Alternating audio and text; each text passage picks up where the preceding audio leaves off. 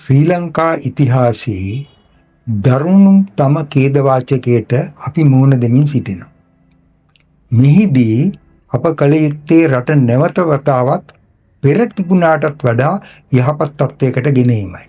මේ සඳහා සෑම සියලු දෙනාගේම සහාය එකාවන්ව එකමුතු අපි ලබා දිය යුතු වෙනවා. මෙහිදී අපි සෞඛ්‍ය ක්ෂේත්‍රයේ හැටියට කරුණු කීපයක් ඉදිරිපත් කිරීමට කැමති වෙනවා.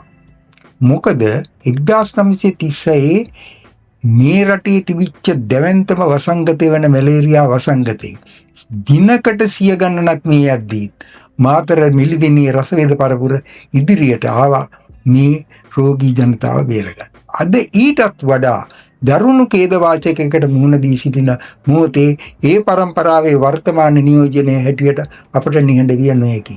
එම නිසා අපි වෛද්‍ය විද්‍යාත්මක සෞඛ්‍ය සැලැස්මක් ඔස්සේ නවීන වෛද්‍ය විද්‍යාවේ විශේෂඥයින්, රස වෛද්‍ය ක්ෂේත්‍රයේ විශේෂඥයින්, හොමියෝපති වෛද්‍ය ක්‍රමයේ විශේෂඥයින් ඒකාබද්ධ කොට පැහැදිලි රෝග නිවාරණ සැලැස්මක් ඉදිරිපත් කිරීමට කැමැත්තේ.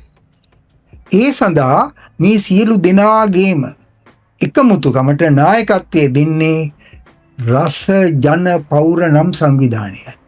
රස වෛද්‍ය ක්ෂේත්‍රයෙන් රෝග සුවපත් වූ දහස් සංඛ්‍යාත පිරිසකගේ සමාජිකත්වයෙන් සමාජිකත්වයේ හොබවන මේ සංවිධානය මේ සඳහා ඉදිරියට එනවා.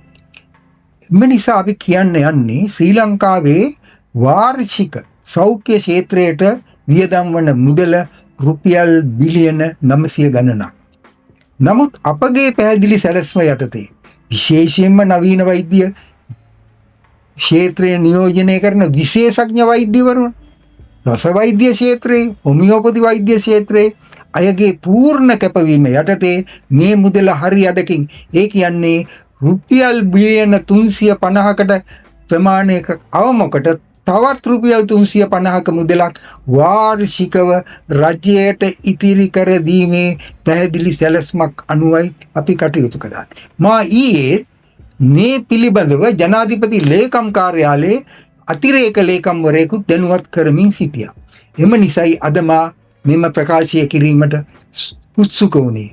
එම නිසා මේ සම්බන්ධව යම් උනන්දුවක් දක්වන අය සිටිනම් අප හා එක්වන මෙන් ඉතා කාරුණිකව ඉල්ලා සිටිනවා.